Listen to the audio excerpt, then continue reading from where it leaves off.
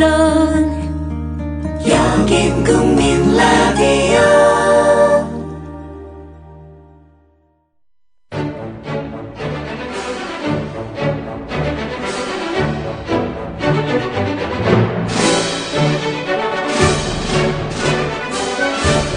정치평론가 서영석과 김용민 PD의 정치 토크.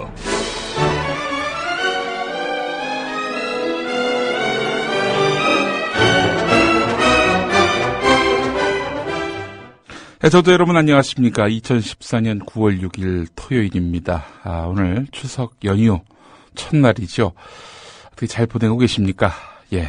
새누리당 일부 의원들이 한 장소에서 하는 그 집회 시위의 연속 기간을 제한하고 문화재 인근에서는 집회 시위를 아예 금지하는 내용의 집회 및 시위에 관한 법률, 그러니까 집시법 개정안을 발의했습니다. 이게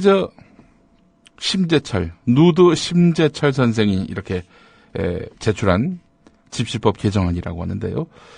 이건 뭐겠습니까? 결국 세월호 유가족 이분들 집회 못하게 하려는 거 아니겠어요? 예.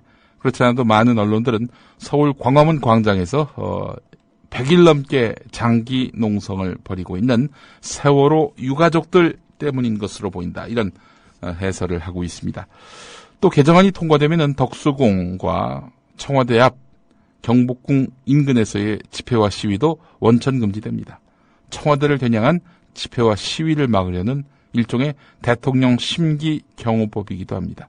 따지고 보니까 대한문 앞도 안 되겠네요. 예. 청와대 앞도 안 되지만. 이번 그 집시법 개정안에는 심재철 외에 박인숙, 유기준, 이만우, 최봉흥, 윤재옥, 강기윤, 김동완, 신경림, 이완영 의원이 동참했다고 하는데, 글쎄요, 이런 집회 시위 제한 위헌적 발상 아닌가요? 예. 그 세월호 특별법 진상조사기구 안에 수사권 기소권을 넣는 그런 세월호 특별법, 유족의 그 세월호 특별법안, 이건 위헌적 요소가 있다. 그렇게 위헌을 따지는 국회 선진화법도 위헌 요소가 있다. 그런 사람들이 이 집회와 시위의 자유를 보장하는 헌법의 근간을 흔드는 이런 집시법을 만들려고 하니 이거야말로 위헌적 발상 아닌가요? 자기들이 하면은 합헌이고 남들이 하면 위헌이고 이런 저질 정치 세력이 여당으로서 국민에게 군림하고 있는 이런 현실이 참으로 안타깝습니다. 서영석 이사장님 오셨습니다. 어서 오십시오. 안녕하십니까. 예. 오늘 날씨 차림으로 오셨어요. 아니, 날씨 차림이 아니고 윗돌이 있죠. 지금 자전거를 타고 왔어요. 자전거를 타고 국내 언론사의 대표죠. 우리 이사장님도 대표 중에 이렇게 날씨를 입고 자전거 타고 출근하는 CEO는 없을 겁니다. 방상훈 씨가 그러겠어요. 김재호 씨가 그러겠어요. 홍석현 씨가 그러겠어요. 물론 세습한 젊은 언론사 CEO들, 그 사람들은 그럴 수도 있겠지만은, 예. 아니, 그런 복잡한 의미가 있는 게 아니고, 예. 차비 아끼려고 그러는 겁니다. 차비 아끼려고.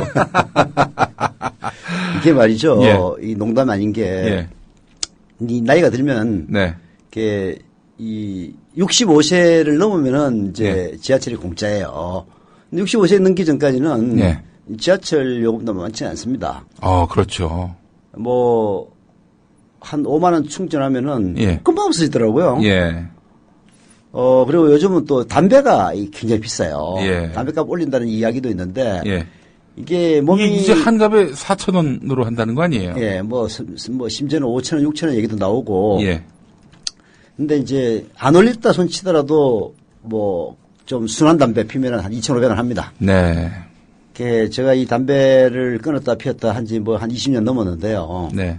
이제 한 1년 6개월 전에 담배를 끊었는데. 예. 담배를 끊기 전까지는 하루에 3갑씩 피웠단 말이에요. 예. 그러면은 담배값에도 하루에 한 8,000원에서 10,000원 나갑니다. 예.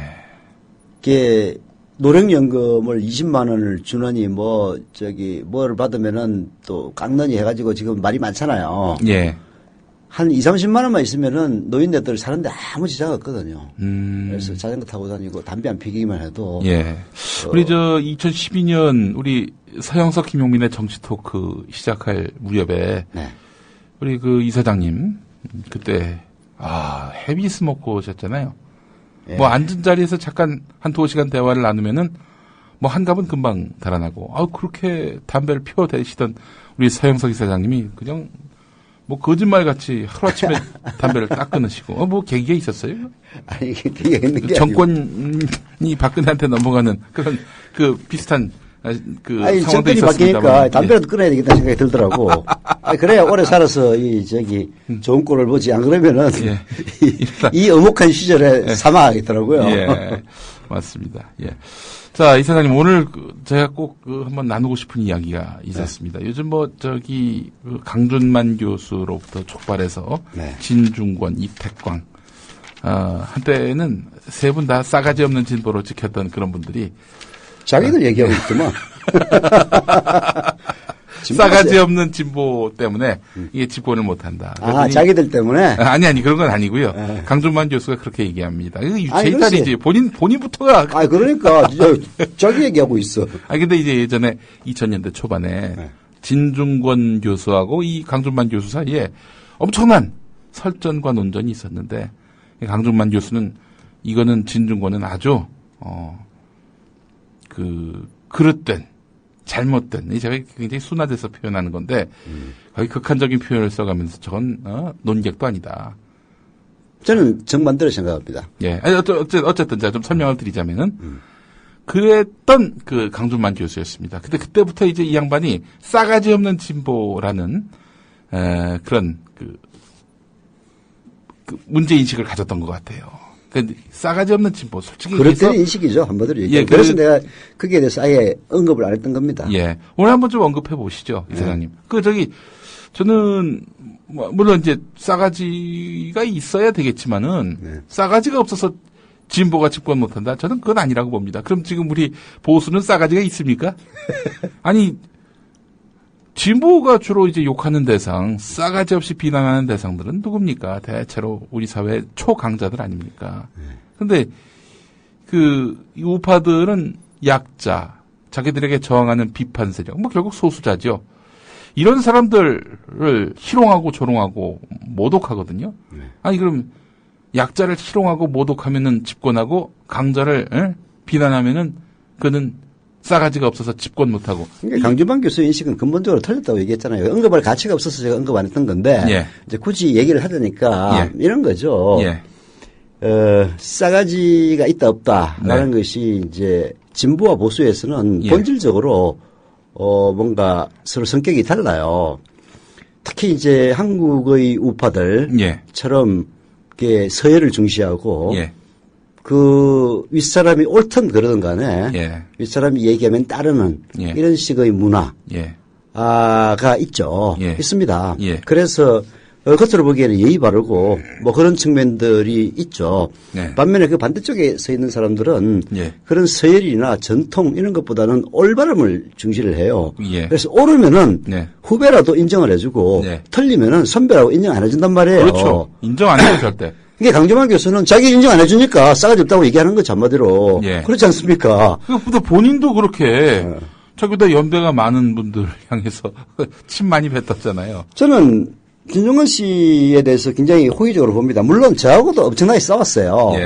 제가 이제 특히 노무현 대통령을 심하게 공격하는 진중권을 보고 정말 똥물에 튀겨 죽일 놈이라고 한번 썼다가 뭐라고 지랄을 하더라고요.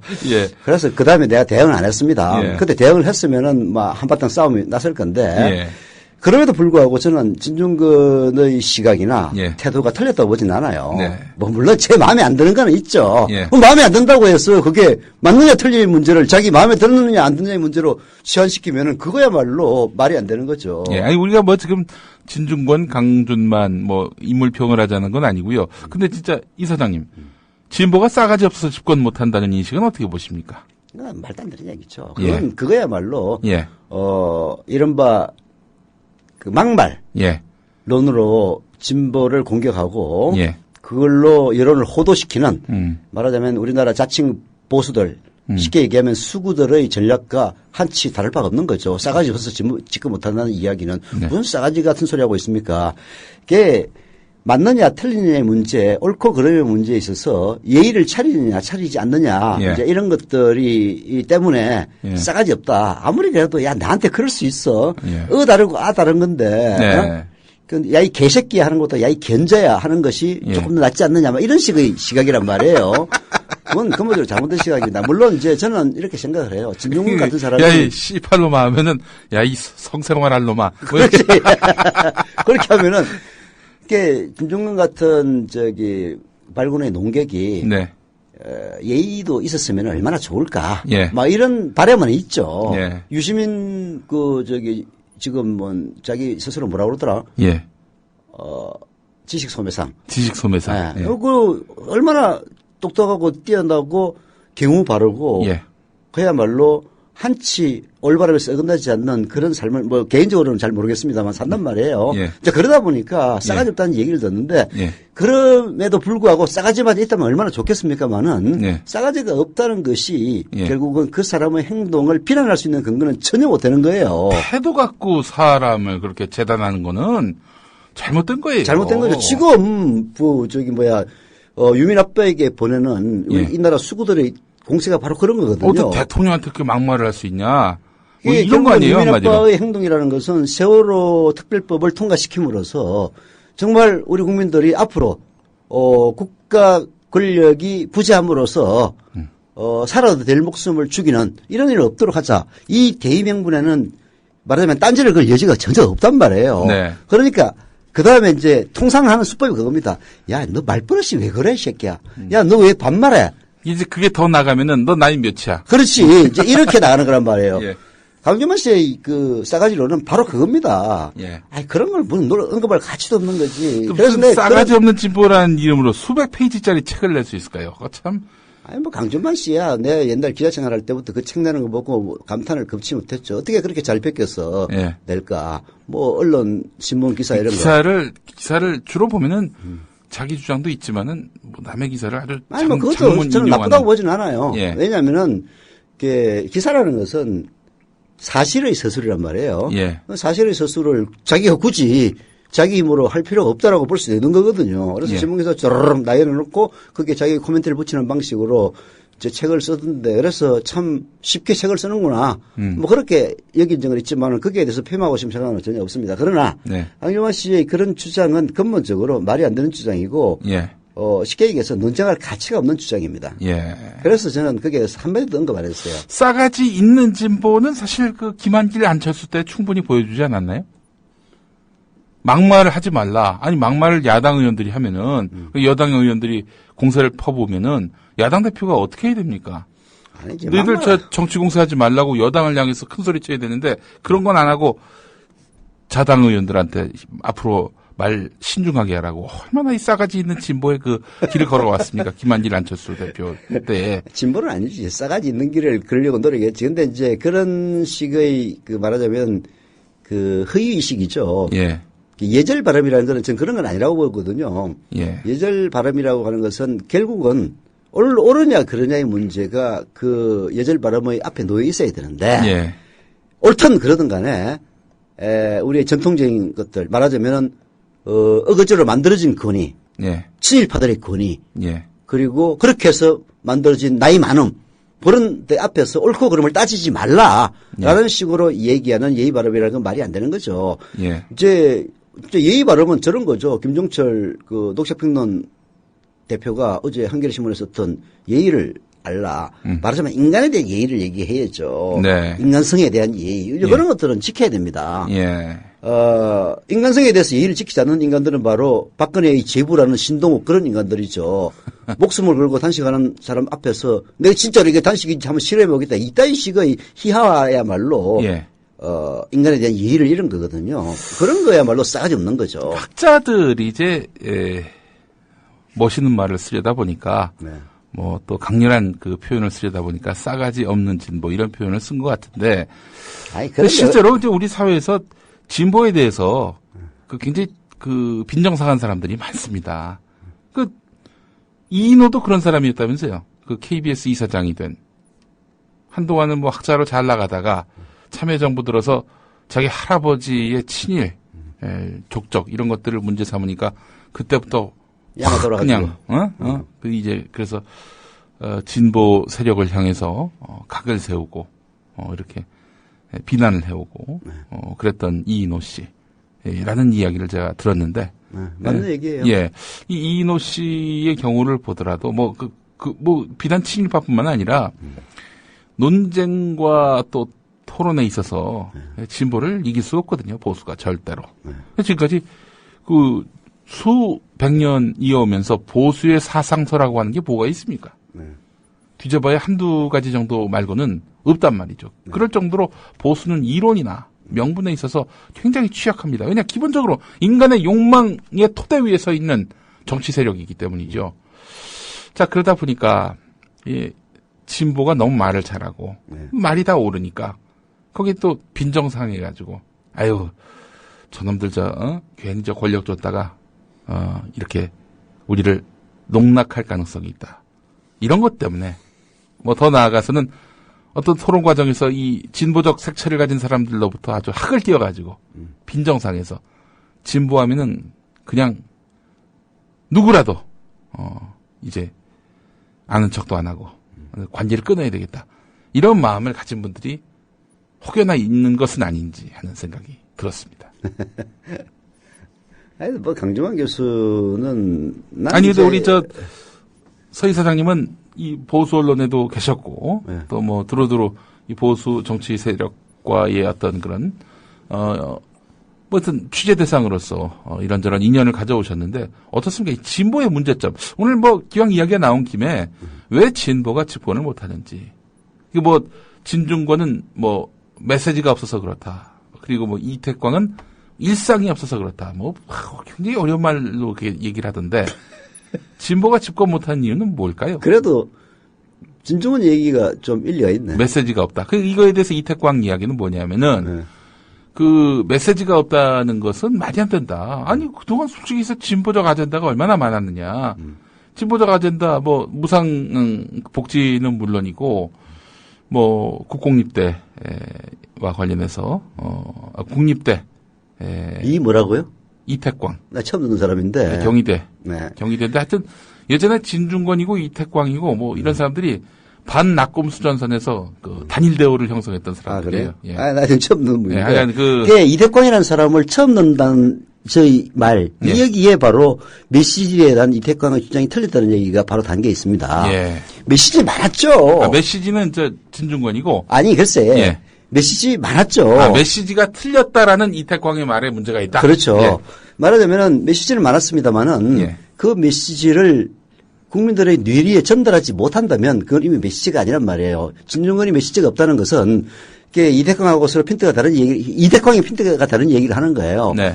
메시지는 많았지. 그러나 이 메시지를 말하자면 자기 자신을 지지해 줄 사람들의 뇌리에다 집어넣을 수 있는 그런 스킬이나 그 뭔가가 부족해가지고 메시지를 전달을 못했기 때문에 메시지가 없다고 얘기를 하는 건데 그 밑에 전혀 알려지지 않는 저는 전혀 처음 들어본 이태광이라는 사람들은 수도 없이 많이 있단 말이에요. 그러나 내게 이태광을 오늘 처음 듣거든. 그러면 이태광은 없는 거예요. 근데 이태광은 야 나는 지금까지 숨쉬고 있었는데 왜 내가 없었어. 문제는 일상이야. 라고 얘기하는 거란 말이에요. 이 사람 뭐해 모르는데 이태광이라는 사람을 내가 진짜 처음 들어보는데 진중권은 알아. 진중권은 메시지가 있는 거지. 아니 솔직히 얘기해서 내가 언론계 생활 한 30년 했고 정치 분야까지 했던 사람이고 인터넷 언론사 대표까지 했던 사람인데 서영석 이사장님이 이끌었던 데일리 서프라이즈가 이명박 정권에 의해 망한 다음에 출몰한 논쟁입니다. 그 사람. 그걸 몰랐네. 여하튼 뭐 제 몰라봬서 죄송합니다만은 그런 거죠. 아니 근데 이태광 씨 글을 보면 말이죠. 진보의 문제점. 진보의 문제점은 싸가지도 메시지도 아니다라는 이제 주장이었는데. 근데 이제 저는 이태광 씨를 보면서 이태광을 통해 진보의 문제점을 이제 발견하려면은 알아들을 수 없는 말로 지 혼자 떠든다는 거죠. 아 그래요? 예. 이런 진보의 은어성. 아니 뭐 일상이 없다는 건 알아들을 수는 있겠네. 뭐 저거죠. 그 손학규하고 좀 일맥상통하네. 저녁이 있는 풍경을 저녁 있는 삶. 삶. 근데 전 그 손학규 선생의 이야기 그게 이제 말하자면 안온하고 평안한 네. 일상 예. 이걸 여러분들에게 제공하겠다 뭐 그런 얘기 아닙니까? 예. 뭐 그런 의미에서 손학규 선생하고 이태강 일상하고 통하는 바가 있네. 손학규하고 한번 그 이제 뭐 이런 얘기예요. 네. 그 강준만의 싸가지로는 진보의 규범을 재정립하자는 것일 텐데 지금의 문제는 보수가 포퓰리즘을 선점해버린 것이다. 보수는 이익 달성을 위해 전략적으로 행동하지만 진보는 자기 집단의 이익을 추구하면서도 이걸 여전히 공동선 또는 그 도덕이라고 주장하고 있다. 즉 보수는 이것이 우리 이익이니 우리 하자는 대로 하면 너희도 잘 된다는 식이고 진보는 이게 공동선인데 이걸 하지 않으면 너는 나쁜 놈이라는 식의 선악 논리를 구사하면서도 도덕 프레임을 이용해서 자기 족수를 채우고 있다. 이거 알아들을 수 있는 사람이 몇이나 있을까요? 무슨 말인지 잘 뭐 대충 예, 무슨 뜻인지 알지. 이게 뭐 무슨 말인지 전혀 모르겠다는 건 아니지만 이런 논리 속에 담겨져 있는 이 지식인의 허위. 예, 이거 현학성이죠. 예? 현학성. 예, 이 현학성. 이거 아유 정말 이런 거에 사람들이 아니 뭐 이제 현학은 이제 그 사람의 약점일 뿐이고 네. 거기 담겨 있는 그야말로 메시지가 이제 옳으냐 그러냐 네. 이 문제를 놓고 따져봐야 되는데 좀 네. 표면적이라는 생각은 지울 수가 없네요. 네. 뭐 보수는 이익에 따라 움직이고 진보는 이제 옳고 그름 즉 도덕에 따라서 움직이는 것이 그 본질이기 때문에 그 자체를 나쁘게 봐서는 안 되죠. 그렇다면은 보수는 이익을 버리는 순간 이미 수구가 아닌 것이고 그렇잖아요. 수구가 이익을 버린다면 그게 수구입니까? 그렇잖아요. 예. 진보가 도덕을 버린다면 그게 진보입니까? 그건 아니란 말이에요. 네. 그 한계 속에서 이것을 어떤 방식으로 그게 진중권 얘기가 결국 맞다는 얘기네. 어떻게 메시지화 하느냐 하는 데서 이른바 대한민국의 수구들 즉 보수들은 성공을 했고 대한민국의 진보들 계획은 뭐 실패했다. 그렇게 보면 되겠네요. 근데 이제 저는 그 원인이 이런 현황에 있는 게 아니고 결국은 저는 언론계의 지형 속에 있다고 보는 거죠. 네. 언론계 지형에 담겨 있는 겁니다.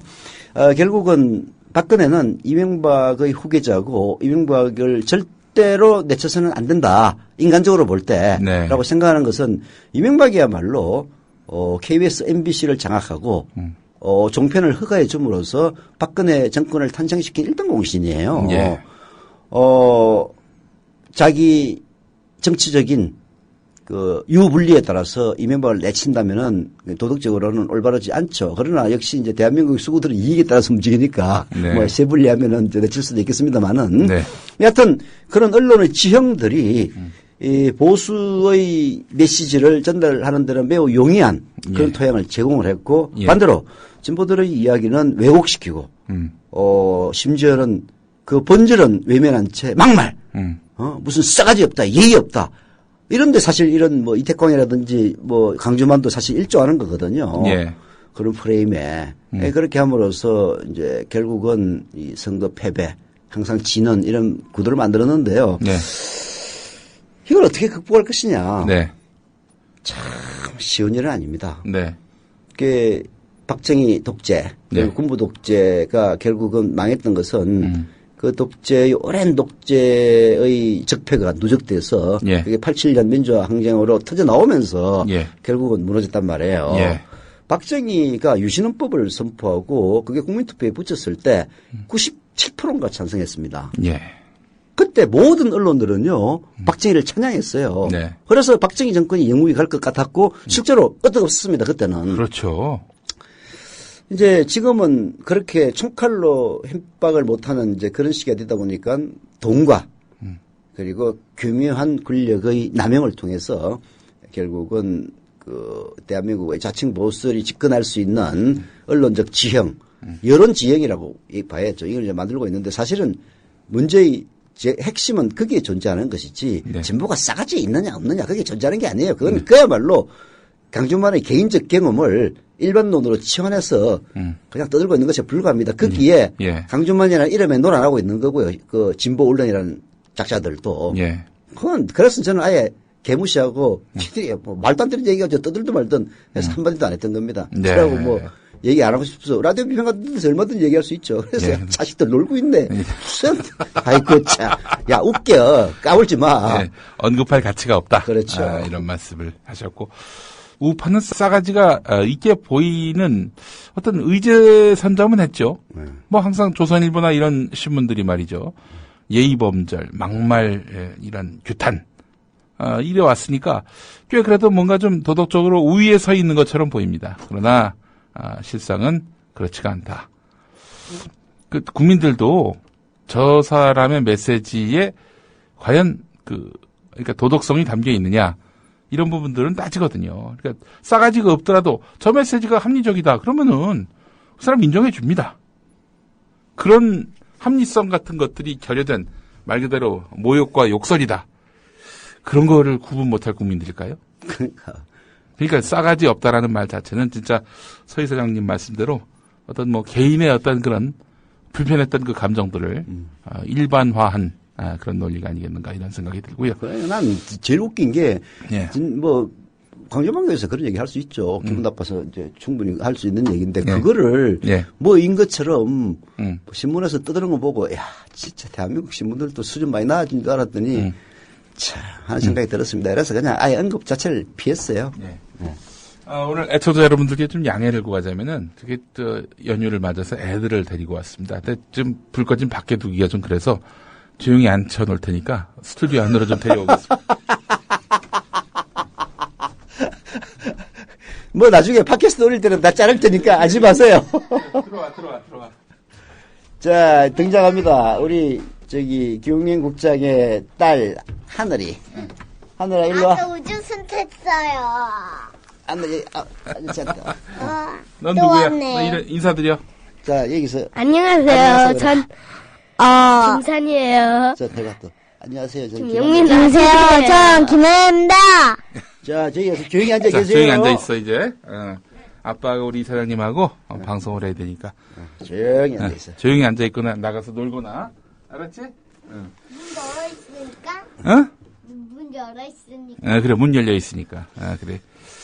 정말 보기 드문 청춘입니다. 우리 이사장님은 제 딸 지금 4살이거든요.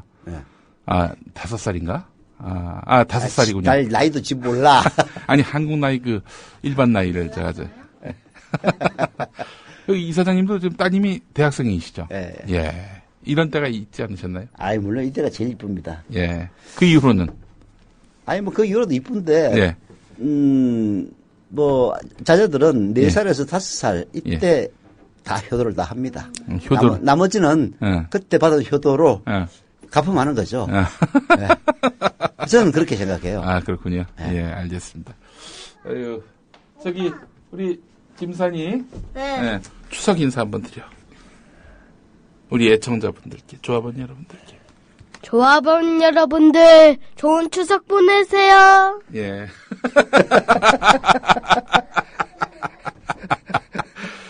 감사합니다. 예. 자. 소리 다 들렸어요. 그래. 자, 이제 나가서 놀아도 돼. 그래. 응. 자, 본론으로 들어가죠. 예. 자, 지금 정치권, 제가 어제 양정대 기자한테 이강윤 의원을 대신 진행하면서 물어봤습니다. 추석 때 국회의원들이 지역구 내려가서 들은 민심 아주 험악했다. 여야 도대체 뭐 하느냐. 정치권 싸잡아서 비난하더라. 그 기사 미리 쓰고 가지요? 물어봤더니 뭐 말을 잘 못하더라고. 그러니까 명절 끝나고 설날이든 추석이든 끝나고 나서 나오는 신문들 기사를 보면은 뭐 지역구 갔다 온 의원들의 민심을 들어보니까 아주 험악했다. 정치 불신이 그 위험 수위에 다다랐고 감당 못할 정도로 이렇게 악화됐다. 뭐 이런 거 아닙니까? 네. 예, 그걸 미리 다 써놓고 추석 설날 전에 미리 써놓고 가서 이렇게. 아니 이제 100% 뭐 미리 써놓는다 이런 이제 얘기할 수는 없고요. 그 얘기하더라고요. 저 확인 절차는 거친다고. 아니 이제 대략 방향 같은 거는 이제 정해서 초안을 만들어 놓고 실제로 전화를 해서 뭐 좀 보완을 하기도 하고 이제 하는데 뭐 스테레오타입이 있죠. 사실 이제 그 현장 스케치라는 방식의 기사들, TV든 아니면 신문이든 네. 그게 결국은 쓰는 사람 꼴리는 대로 쓸 수밖에 없는 거예요. 예. 어떻게 여론조사도 아닌데 어떻게 압니까? 그렇잖아요. 예. 아니 재수없게 박근혜를 다 싫어하는 사람들만 세 사람을 만날 수도 있는 거고. 그렇죠. 아니면 또 운 좋게 박근혜 정말 훌륭한 분이라고 얘기하는 사람 또 만날 수 있는 건데, 그렇죠. 그 전화를 걸어가지고 기사를 쓴다는 건 사실상 불가능하거든요. 그렇죠. 그래서 여론조사라든지 사내 여론이라든지 네. 자기 주변의 여론 이런 걸 감안해가지고 예. 대략 방향을 정해서 자, 박근혜가 옳다 아니면은 그 유가족이 옳다라는 예. 방향을 미리 정합니다. 예. 정해서 여기저기 전화를 걸어서 전화가 안 되면은 장문을 해서 네. 그게 맞춰서 서울 성북구 기름동의 서모시 가로 열고 57세는 네. 박근혜 그 대통령 맞아요 라고 하면서 분노를 토했다. 예. 뭐 서문은 접니다. 예. 이제 그렇게 결국은 근데 그 워싱턴 포스트나 뉴욕타임스 같은 이런 외국의 유력지들을 보면요. 네. 다른 나라의 이 사건 사고임에도 불구하고 그 인터뷰이라고 하죠. 인터뷰 대상자 그 사람의 실명을 다 넣더라고요. 심지어는 뭐 어디 그 경찰서 지구대 암흑의 경장 이름까지 다 적어요. 근데 우리는 조선일보만 보더라도 민주당의 한 당직자는 한 관계자는 한 그게 이제 그 언론의 전통인데요. 네. 우리는 이제 전통이 사실 그 독재 정권의 전통을 지나오면서 예. 어떤 말을 해도 네. 신원을 밝히면은 불이익을 받는 예. 그런 것 때문에 실제로 사람하고 취재를 했는데도 불구하고 예. 가로 열고 김모 씨 뭐 예. 이런 식으로만 예. 쓰는 이제 전통이 확립되거든요. 이제는 뭐 김모 씨도 아니고 A 씨, 예. B 씨. 안 씨들이 의심을 많이 받아요. 아니 이제 그러다 보니까 예. 이게 이제 악용이 되는 거예요 기자들한테. 쉽게 얘기해서 취재도 안 하고. 예. 전화도 안 했는데 네. 장문해가지고 그냥 김씨, 박씨, A씨, B씨 이제 쓰는 거야. 민주당의 관계자, 당직자 뭐 이렇게 말이죠. 그렇게 쓰는 거란 말이에요. 네. 그래서 이제 사실은 그 문제가 생기는 건데 이제 우리는 신원을 밝혔다고 해서 뭐 불이익을 받는 시대 뭐 지금 또 불이익이야 봤죠. 박근혜, 이명박근혜야 또다시 돌아가 버렸으니까. 네. 그러나 여하튼 87년 민주화 과정을 거치면서 그게 이제 그런 전통을 확립했어야 되는데 못한 거죠. 실명을 확실하게 밝힌다든지, 실명을 안 밝히더라도 반드시 그 실명을 밝히지 말 것을 요구한 누구라고 얘기하고 누군가 이의를 제기한다면은 그 사람을 언제든지 대할 수 있는 그런 정도는 돼야 되는데, 이제 여전히 김모 씨, 박모 씨, A 씨, B 씨 하던 이제 전통의 습관에 젖어 있다 보니까 쉽게 얘기해서 자기 꼴리는 대로 왜곡해놓고 그냥 A 씨, B 씨를 붙이는 그런 경우가 많이 생기고 그런 것들을 가장 잘 활용하는 그런 언론들이 방금 뭐 누구라고 내가 진짜 이름이 들어서 뭐 제 입으로 담지는 않겠습니다만은 네. 조금 전에 김용민 국장이 언급했던 그런 언론들의 전매 특허 수법이죠. 네. 근데 이제 저희가 이야기하려는 건 뭐냐면은 뭐 언론들이 그렇게 뺑기 쓴다 이 차원이 아니라 정말 이번 추석만큼 민심이 흉흉한 때는 없을 것 같다라는 생각을 해봐요. 세월호 문제와 관련해서 아주 노골적으로 세월호 유족들을 저렇게 폄하하고 모독하는 반인간성의 극치 아닙니까? 이 정도면. 그렇죠. 네. 그런 거야말로 싸가지가 없는 것이고 인간에 대한 예의를 잃은 행위죠. 네. 아니 지금 우리가 싸가지 없는 진보를 걱정할 때가 아니라 싸가지가 아니라 아예 인간성, 염치를 잃어버린 보수를 걱정해야 될 때입니다. 그렇죠. 예, 그런 생각을 해봅니다. 네. 노래 한 곡 듣고 오겠습니다. 네. 오늘 저희가 10시 반까지 방송을 합니다. 원래는 이제 주진우의 현대사가 10시부터 10시 반까지 방송이 돼야 하는데 주진우 기자의 그 일정도 있고요. 주진우 기자가 자문단을 구성한답니다. 주진우의 현대사 자문단을 구성하고 그렇게 해서 이제 9월 15일부터 이제 방송을 시작한다는 건데. 네. 그래서 또 30분 연장 방송해야 됩니까? 예. 아니, 30분 연장이 그렇죠. 이번 주하고 다음 주. 이번 주하고 다음 주? 예. 그러하고 9월 15일부터는 주진우의 현대사 시즌 2가. 뭐, 주진우 거라면 까여도 괜찮아. 예. 방송이 되니까요. 여러분들 많이 양해를 해 주시고요. 주진우 기자가 사실은 10월 개편으로 알고. 네. 그랬었는데, 저희가 이제 부득이 좀 개편 일정을 앞당기면서. 그럼 주진우 기자가 잘못한 것도 아니네. 그렇죠. 10월 개편이라고 알았는데 9월 달에 개편을 하니까 반반씩 양보해가지고 9월 15일부터 하는구만. 아니 뭐 그런 거라기보다는 그런 거지. 서둘러서 하다 보니까 그렇게 됐습니다. 네. 그러나 뭐 내용은 조금 더 문제가 기대 많습니다. 완벽한 그런 현대사. 토요일에 청취율이 급증하겠네 갑자기. 예. 똑똑한 의료 소비자 되기 캠페인 윤훈기 치과의사입니다. 병원이 민간 자본을 도입해 영리 극대화를 추구하면 과잉 진료가 현재보다 반드시 더 심해집니다. 그렇지 않아도 과잉 진료는 현재 심각하게 사회 문제들을 유발하고 있습니다. 과잉 진료란 병원 이익을 위해 하지 않아도 될 검사와 치료를 환자에게 강제하는 비윤리적 행위입니다. 허위 과대 광고를 하는 병원들은 반드시 과잉 진료를 합니다. 과잉 진료는 평생 후유증에 시달리게 함으로써 존엄한 한 인간의 영혼과 육체를 서서히 파괴하고 소중한 가정경제를 파탄시켜서 결국 사회계층 간 증오심을 부추기는 진짜 사대악입니다. 과잉 진료를 통해서 병원들은 더 부자가 되지만 환자들은 더 아파야 하고 양질의 삶을 빼앗겨야 합니다. 돈이 모자라 치료를 못 받는 비극도 생깁니다. 이것이 헌법에 보장된 인권입니까?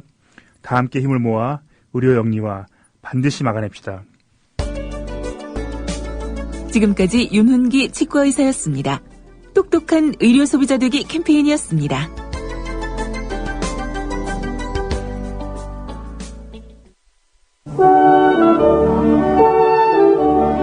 지금 여러분께서는 서영석, 김용민의 정치 토크와 함께하고 계십니다.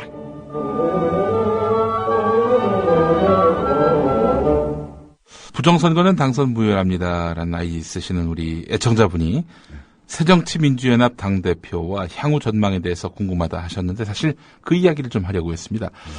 어제 또 양정대 기자한테 물어봤는데 네. 양 기자의 이야기로는 다음 주쯤에는 박영선 대표의 거취가 논의가 될 것이고 뭔가 가닥이 잡히지 않겠는가 이렇게 이야기됐습니다.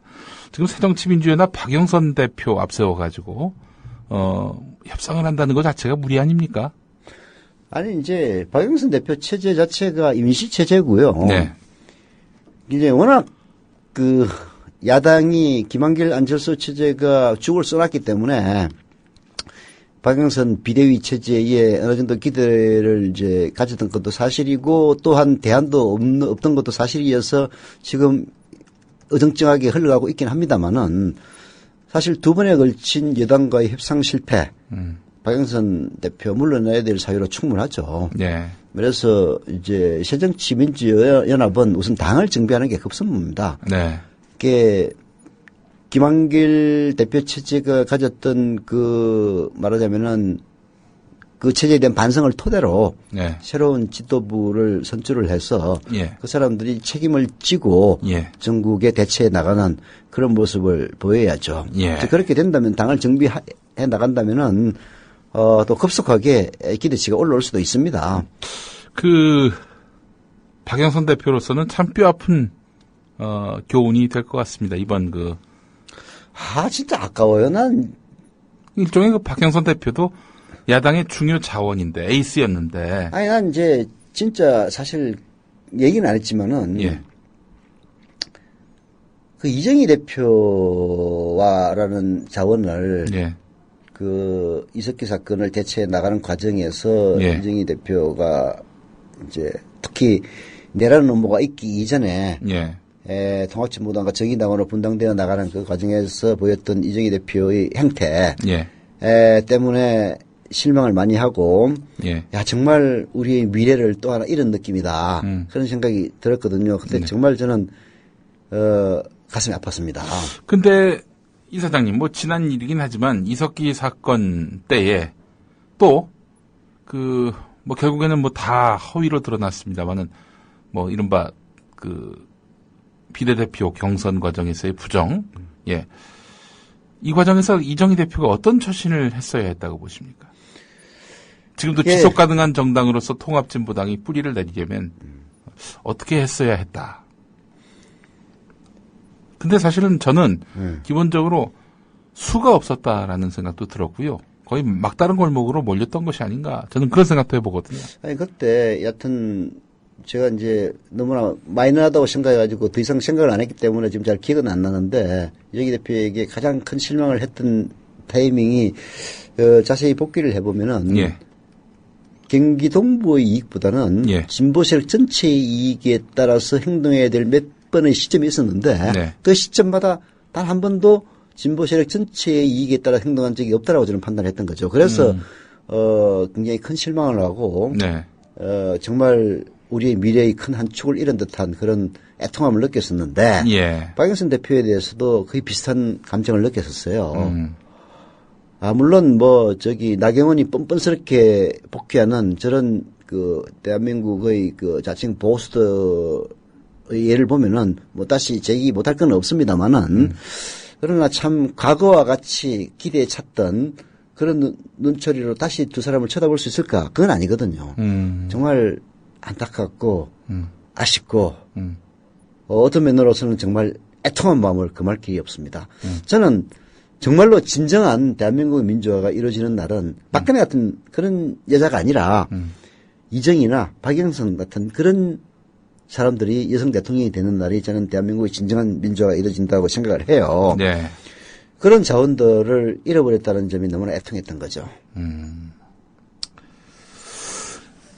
이 사장님 말씀도 별 수가 없었다 이런 말씀으로 들립니다.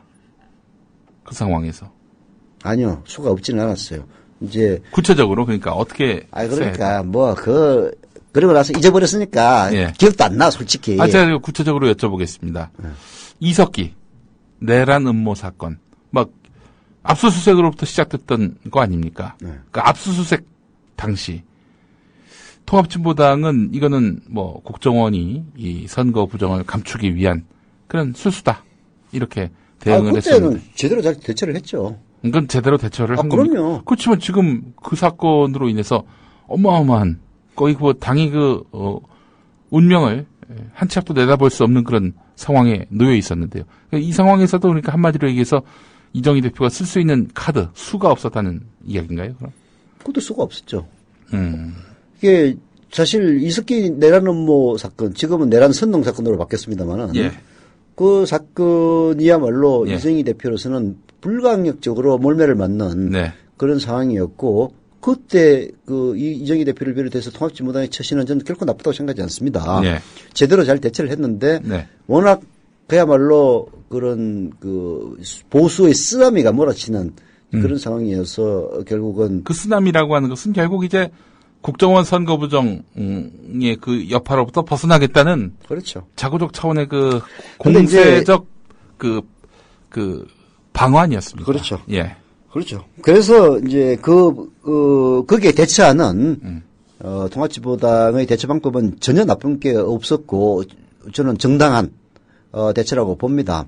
근데 이제 결국 그 이전의 경선 부정 사건 그리고 지금 이 사건까지 흘러내려오면서 보는 이제 거기에서 안타까움은 뭐냐면은 우리 진보 운동권의 한 축을 이뤘던 그 세력들이 이 세월이 흐르고 그리고 민주화가 되면서 뭔가 업그레이드되고 황골 탈퇴해야 됨에도 불구하고 여전히 과거 주사파의 지하 조직과 같은 그런 양태를 벗어나지 못함으로써 예. 그런 이제 빌미를 제공했던 점이 예. 빌미를 제공했다고 해서 죄는 아닙니다. 그렇죠. 그 빌미를 가지고 마치 큰일이 있는 것처럼 부풀려서 죄를 뒤집어 씌운 놈들이 나쁜 놈들이지. 예.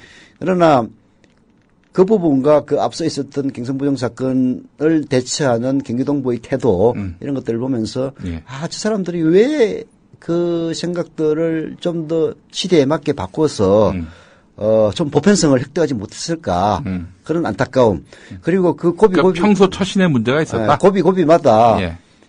사실 본질과는 관계없이 마치 이석기가 손 나쁜 놈으로 몰리는 것처럼 예. 역시 본질과는 관계없이 대처를 제대로 하고 자기를 내려놓음으로써 반전을 꾀할 수 있는 그런 순간들이 있는 거거든요. 예. 근데 그런 몇 번의 순간들에서 이정희 대표가 결국은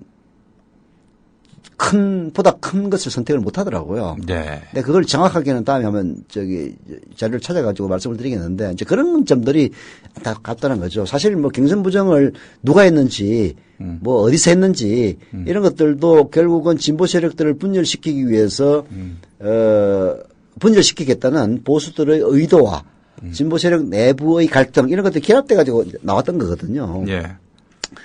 그래서 어느 누구에게 100% 잘못이 있다라고 보지는 않습니다만은 저는 통합진보당이야말로 사실상 진보 세력의 당시로서는 주류였는데 그 주류가 정의당이라든지 참여파라든지 이런 사람들을 자기의 기득권을 내려놓음으로써 끌어안고 그렇게 함으로써 진보 세력을 한 단계 더 업그레이드 시켜서 진보 세력 독자적으로 집권하거나 아니면 더 큰 정치 세력을 이룰 수 있는 저로의 찬스를 무산시켰다. 뭐 이런 점들이 안타깝다. 그런 얘기죠. 사실 그 국면에서 통합진보당이 할 일은 별로 없고요. 도리어 이 새정치민주연합 당시 민주당이 이거 종북몰이 아니냐. 이거 누가 봐도 종북몰인데 이건 터무니없는 그런 그 이석기 내란 선동 사건 때. 그렇죠. 내란 선동 사건이 돼버렸지. 그것도 사실은 또 이제 가봐야 아는 건데 대부분까지는. 내란 음모는 무혐의로 나왔어요. 무혐의로 나왔죠. 그런데 그때 정말 재수가 없었던 거지. 그때 김한길 같은 인간이 그때 당대표로 있었던 것 아닙니까? 그러니까 그 당시에는 꼬리 자르기 급급했고 결국 그렇게 해서 그 통합진보당을 사실상 몰락시키는데 일조를 했어요. 이제 사실은 이제 통합진보당이 그 눈에 가시긴 하죠. 또 뭐 올해 당장 그 지방선거가 있었습니다만은 지방선거를 앞두고 또 저 통합진보당 그대로 두면은 야권 단일화 복잡한 또 이 토론도 논의도 또 합의도 해야 될 판인데 이참에 그냥 통합진보당을 무력화시키는 것이 새정치민주연합 민주당으로서는 이득이 된다 이렇게 판단을 했을 수 있어요. 그래서 저렇게 종북몰이 하는 거 내버려 두거나 엉터리 판단이었지. 아니 새누리당이 어떤 인간들인데. 아니 그거를 저 통합진보당으로 끝낼 거라고 생각했나? 새정치민주연합 유리하게 해주겠어? 아이고 참. 나중에 다 싸잡아가지고 저 새정치민주연합도 저 종북이라고.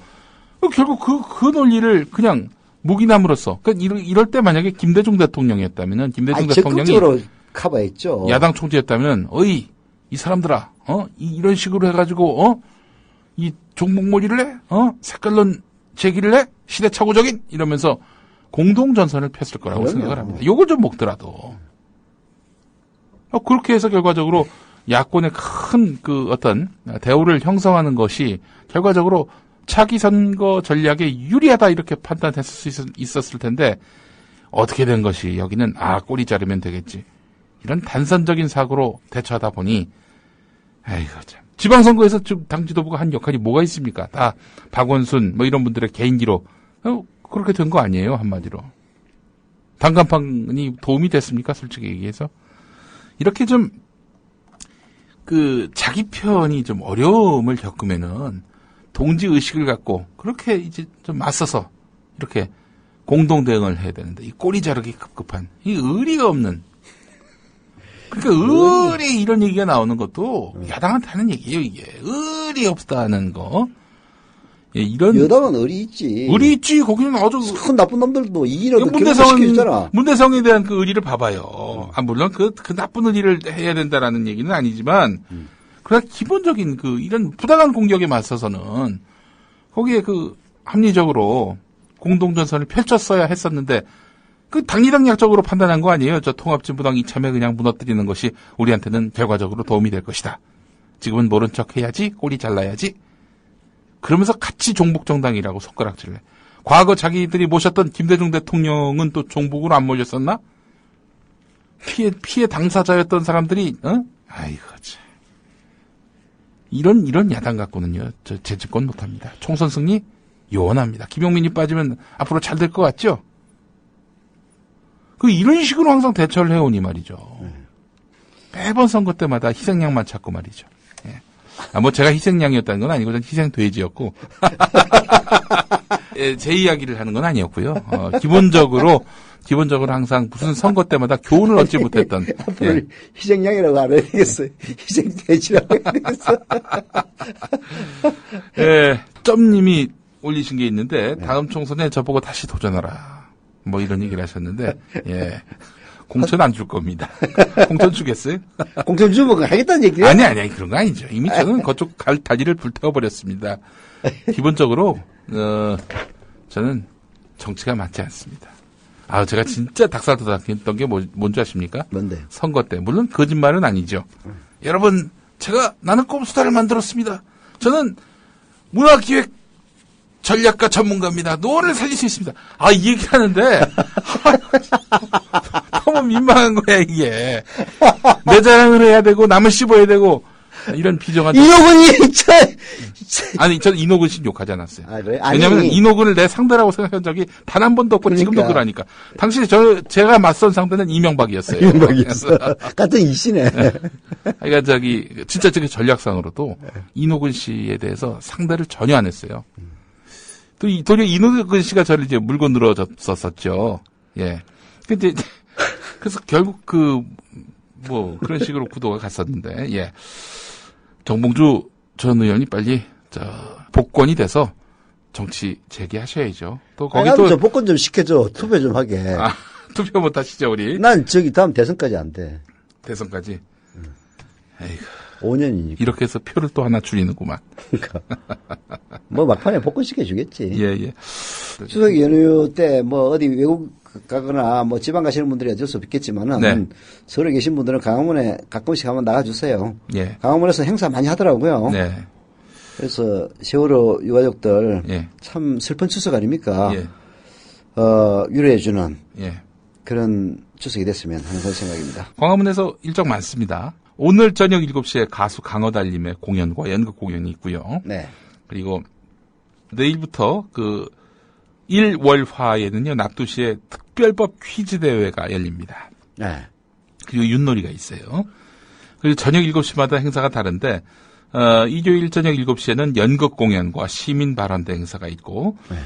이 월요일 저녁 7시에는 가수 이은미 씨의 공연과 연극 공연이 있습니다. 그에 앞서서 오후 4시에는 국민 한가위상 차리기, 함께 송편과 음식 나누기, 오후 5시에는 진실의 배 띄우기 행사가 있고요. 추석이 8일 월요일인 거죠? 예, 그렇습니다. 그래서 아마 그날 행사 제일 많이 하는구나. 그렇습니다. 그리고 또 화요일, 9월 9일 화요일 저녁 7시에 서울대 메아리 오비 모임. 오비 공연. 네. 오비 모임의 공연이 되겠죠. 그리고 연극 공연과 시민 발언대 행사가 이렇게 또 예정되어 있습니다. 여러분들 이런 어려운 10일에도 있어요. 10일에는 강산에 공연합니다. 그렇군요. 저녁 7시에. 네. 예, 이런 어려운 때 함께 위로하고 또 옆에서 이렇게 응원을 해주는 이런 인간다운 모습, 싸가지 있는 진보의 길을 한번 우리가 이번 추석 연휴 때 실천해봤으면 좋겠습니다.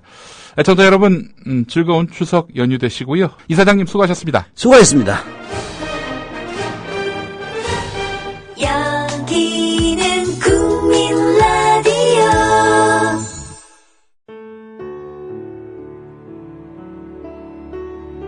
경남 거창에 사는 조합원 백함나무님. 남편의 유언으로 온 가족이 미디어 협동조합원이 됐습니다. 라디오 비평 들으실 때마다 아이고 속이 시원하다 이렇게 하시더라고요.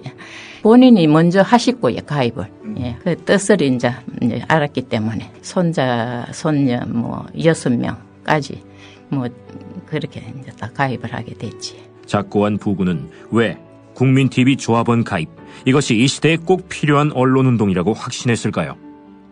가슴 아픈 가족사가 있었습니다. 전에 민족일보 조용수 그분 그때부터 관심을 많이 가지시고 저 동아투이 그때 남편이 광고도 내고 또 한겨레 주주도 되시고 저희 시어른 되시는 분이 보도연맹에 억울한 죽음을 당하셨습니다. 중학교 때 아버지가 억울하게 그리고 옥살이 하실 때 그 도시락을 가지고 감옥에 가서 어느 날 갑자기 이제 총살 당했다는 그런 걸 안 겪었으면은 또 평범하게 살았을 수도 있는데.